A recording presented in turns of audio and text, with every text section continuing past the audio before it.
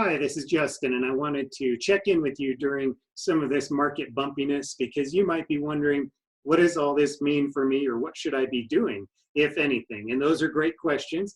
And the answer might be that you should do something, might be that this doesn't really affect you that much.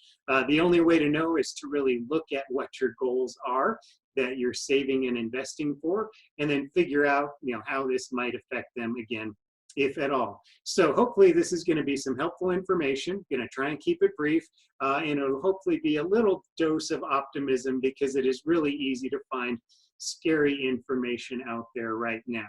So want to stress a couple things. One is that I don't know what will happen in the future, and the past doesn't necessarily predict the future. The markets could go down some more. They could stay flat. Who knows what's going to happen? Could go right back up. Don't really know. The other thing is that there's nothing wrong with being anxious or scared about what's happening out there, because it's no fun to lose money in your investments, and it makes you wonder if it's going to affect your goals. So that is perfectly normal. Then you add on the thing where you might be worried about your health or your loved ones. Maybe there's a grandparent or a parent that you're concerned about. I mean, it's not fun, okay? So that's okay if you're experiencing that.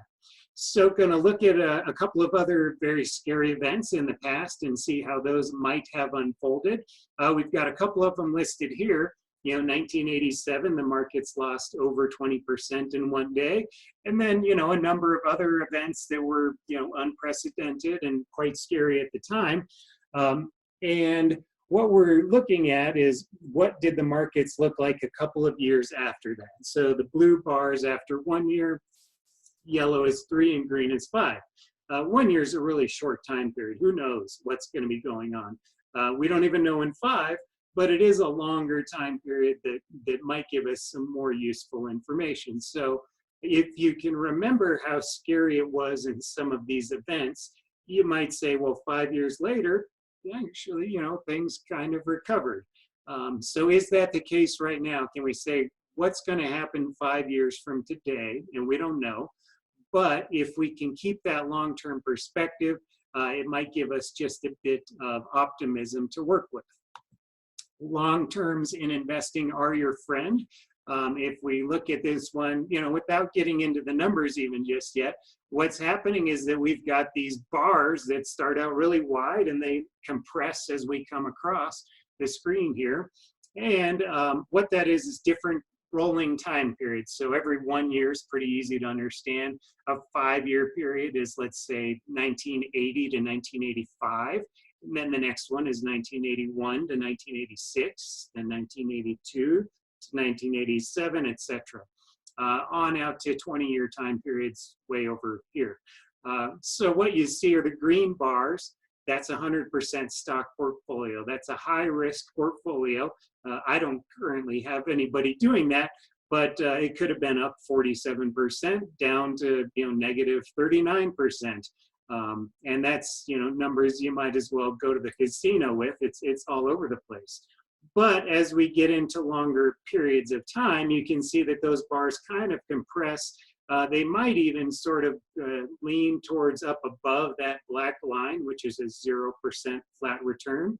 Again, no guarantee that'll happen in the future, but that's kind of how it was over lots of scary things. We've had other viruses. Yes, I know this one is a little different, but we've had lots of scary things in the past. The other important thing here is that you don't need to be a 100% risky investor, and maybe you're not. The gray bar here is a 50-50 portfolio, so that's got half the money in bonds.